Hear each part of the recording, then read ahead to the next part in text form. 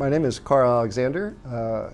I'm a retired member of the Hopkins faculty. I was on the Johns Hopkins University faculty, where I was in the sociology department for 42 years. Retired several years ago.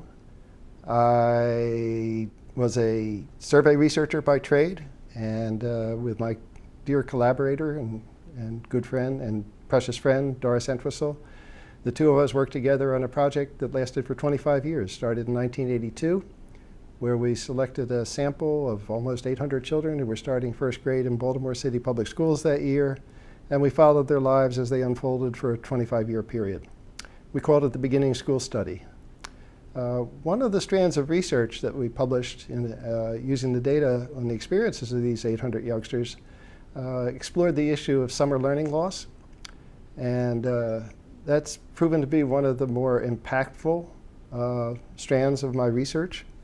Summer learning loss is a powerful realization. What we discovered in looking at the academic trajectories of these youngsters was that the poorer kids tended to fall behind academically over the summer months compared to middle-class children. That's in terms of their test score gains. But they came close to keeping up during the school year in terms of their academic performance.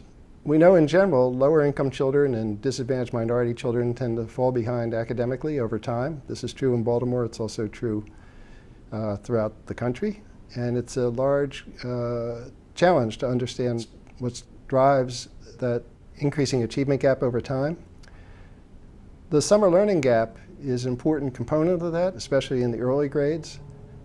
We coined the expression summer slide to capture it.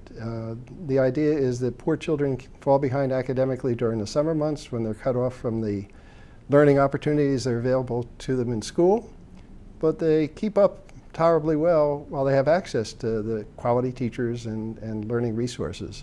So the summer slide is an important part of understanding the achievement gap comparing disadvantaged children to middle-class children.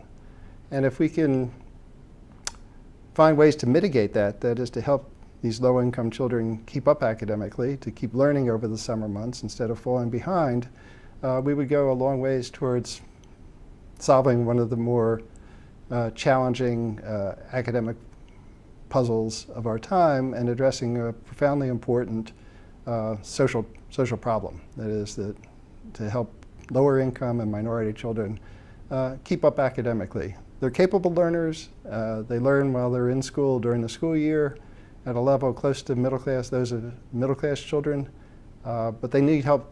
They and their parents need our help over the summer months when poor children don't have access to the kinds of learning resources that more privileged children and more privileged families can provide for their children and take for granted.